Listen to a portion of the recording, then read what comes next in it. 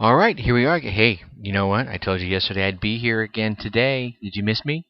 It's only been 24 hours and I'm back here to haunt your airwaves.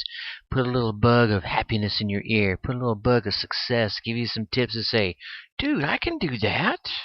To reach your success at last. Hey, it's Tracy Brinkman here. Welcome to Your Success at Last. Tips to improve performance. Said I'd be back and here I am. So I want to talk to you today about attitude.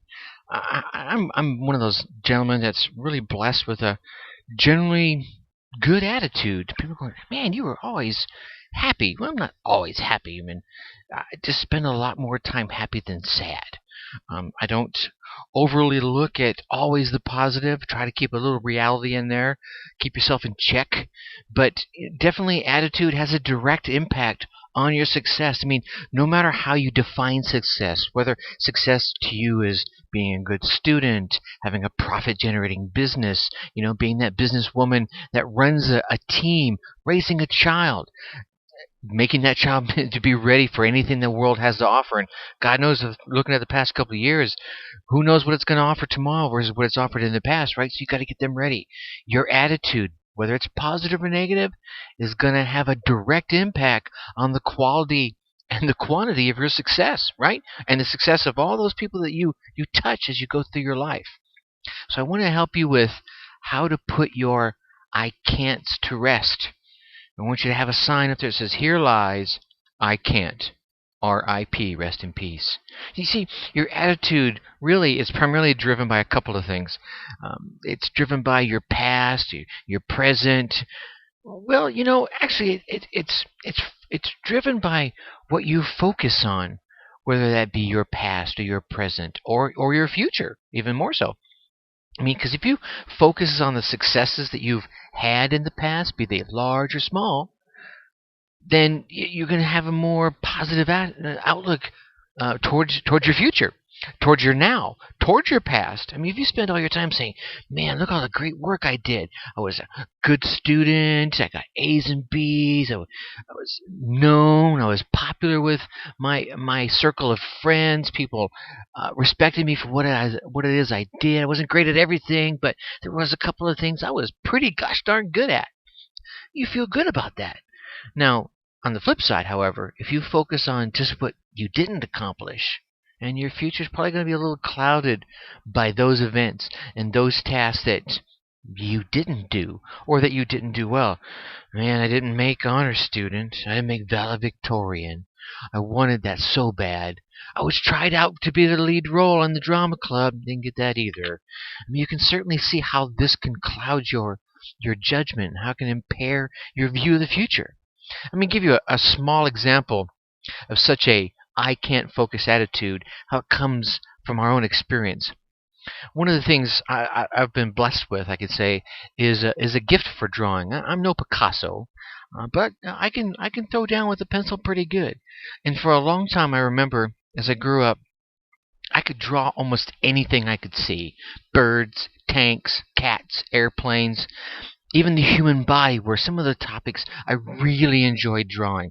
A number of my drawings are ladies, very, very Olivia-esque, if you know who that artist is. Very that type of drawing. Ladies standing in just elegant garb, or maybe slightly risque at times, right? However, here's my challenge is I grew up, and I still am, red-green colorblind. Well, growing up knowing this, knowing that I didn't see the world the same way they saw it in different colors, and to give you an example, if you're sitting at a traffic light, you see red, yellow, green.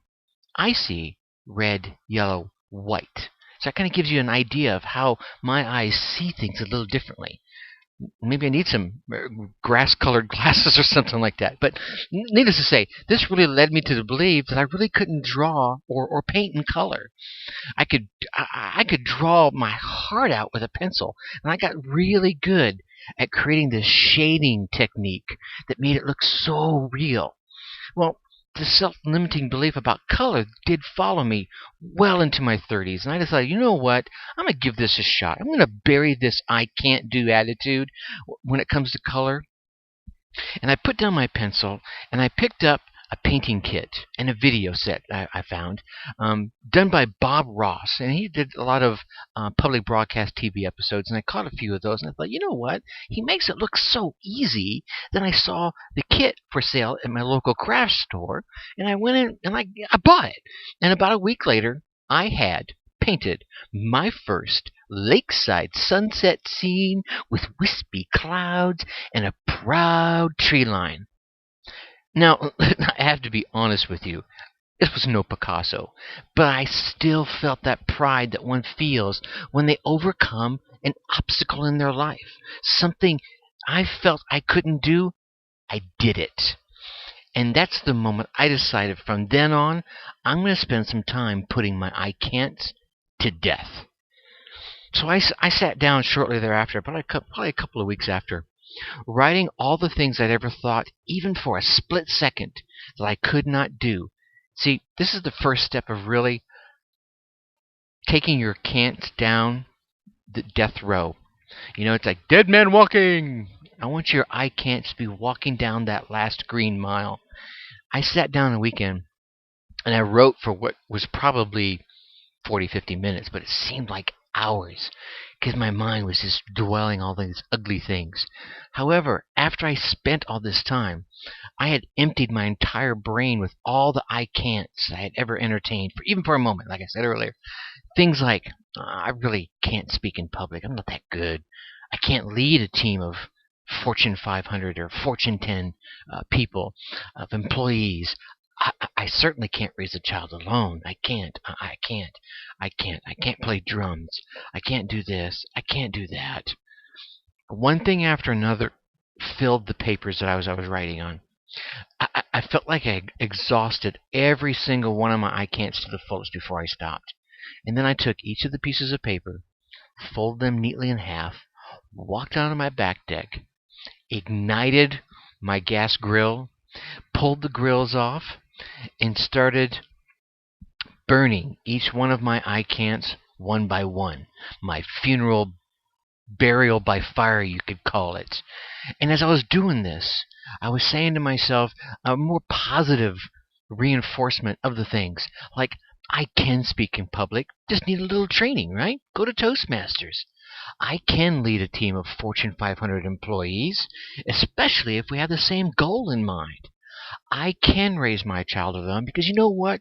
I'm a good father. I can build my own business. I can.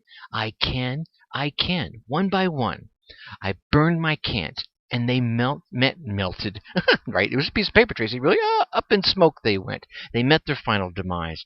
And I began, like I said, replacing with a more positive outlook. I seriously can tell you, I started standing more proud as I was saying these things. I was really using a ritual to kind of put one thing behind me and put something new in front of me. Bill, I'll give you another story to go with this. I learned about a fourth grade class and their teacher. His name is Philip Childs. He tells a story of his fourth grade class, and they spent a good portion of their morning writing down their own can'ts because he wanted them to step out of their negative attitudes about classwork, about life, about everything in general. So they spent the good part of the morning writing down all their I can'ts on their pieces of paper, much like I did. Now, not just the students, the teacher did this as well. So he was leading by example, writing their I can'ts, and they scooped them all up and they put them in a shoebox. Everyone put them all in a single shoebox. Now, once all the sheets were collected and the shoebox was sealed up, the teacher led the students outside, out into the playground, in a far corner, way back in the back. Everyone took out little shovels and started digging a hole in which to place their I can'ts. And when it was all buried and covered up, everyone stood around, got in a circle around it, and the teacher actually had everyone stand, like I said, stand in a circle, holding hands, bow their heads, and he began, a eulogy. We are gathered here today to honor the memory of I can't. And you see, while he was with us, he touched our lives in so many ways. Some were touched stronger in ways than others. And then the teacher went on to speak of the surviving brothers and sisters of I can't, who are I can, I will, and I'm going to right now. She mentioned that while these surviving brothers and sisters were not quite as famous or as strong, well, not yet anyway, as their buried sibling, There goes my tongue tripping over my teeth again. Perhaps one day, with our help, your help included, yes, I'm talking to you out there, with our help, I can, I will, and I'm going to right now, will leave a bigger mark on this world than I can't ever could. Then after the eulogy, the teacher and their students celebrated, literally celebrated, a little party, celebrated I Can't's passing with a party of cookies and popcorn and juice. And then on the wall, the teacher had made a little headstone that read the words I Can't across the top and R.I.P. in the middle. So every time one of the students during the course of that year began slipping and forgot that I Can't was dead and buried way back there in the back of that playground, they would merely point up to the headstone on the wall and remind them to rephrase their statement in a more positive manner. So what I want you to do is I want you to take time to bury your I can'ts. I don't care how long you think your list is. Take time to lay them to rest for good so that you can begin to spin your thread of success and meet your success at last into the fabric of your life. Now, there are not going to be too many times you're ever going to hear me say, I want you to focus on the negative. I don't want you to ever really just focus on the negative. But this is one of those times. The negative is going to be a part of your life forever. And you're going to need to keep it real, let's say. But this time I want you to just focus on that negative. And the reason I want you to do that is because I want you to sit down and make your list of I can'ts. All the ones that fill your mind, that pop in and out of your mind, that gnaw at you at times when you're thinking great things and something goes, no, you can't do that. No, you can't do that. Make your list of all the I can'ts that are stealing away the life you want, the life you desire, the life you deserve.